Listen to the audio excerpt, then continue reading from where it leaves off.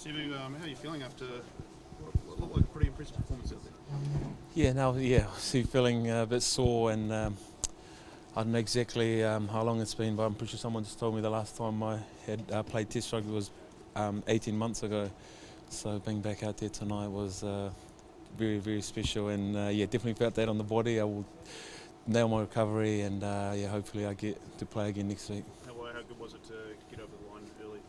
Yeah, no, I was obviously, at the back of, awesome momentum from our big boys, and just on the edge, just finishing off the tries. But it was good to get a try. yeah, big thanks to our boys for setting me up. Was it pretty tense in the second half, Sevu? Obviously a pretty tight finish. Yeah, 100%, man. And I was out there, even myself, and I was running around. You just still not, you don't feel happy with the scoreboard, and you're like, anything can happen.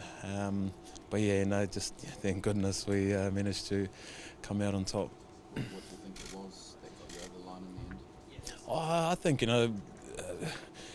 think, first half, we were sort of just, we tried to, took us a wee bit to maybe, find our feet, and we were probably just playing a bit too much. But, second half, when we started to just, stick to our game plan, we really opened it up, and I think so we stuck to our game plan pretty well towards the end, and the boys stayed composed, and and everyone, and we closed that game pretty well, so yeah, happy with that. Sevu, how many levels do you think you've got for next week? What tune-ups can you bring to Eden Park? Obviously, like we saw tonight, those England boys, they just keep turning up. They're not going to go away. So come next week, we're going to have to go up another level. Obviously, in saying that, they're going to go up another level. So we've got to get, we'll prepare right, and it all starts with our recovery the next 48 hours. And Auckland should be fun. Did you just talk us through the end there, like what happened with that kick? What was happening from where you were standing?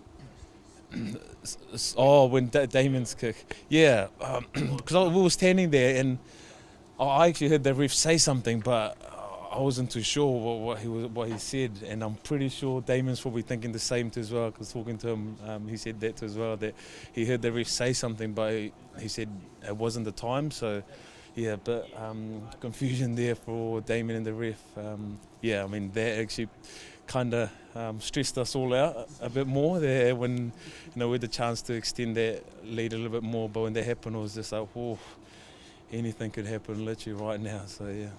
Your kick chase, Sevu, you didn't get a lot of ball in the second half, but so you were chasing a lot of Finlay Christie's high kicks. Is it a strategy you enjoy being a part of? Yes, 100% like you said, and I didn't get much ball, but those are the things, the little ways that I get myself involved in the game, and then I was just chasing kicks. Not many people like to chase those kicks, but yeah, that's what I just did, just keep chasing, and the opportunity was there to make a bit more tackles, which I love, and pretty happy with some of those. You're lining him up, man.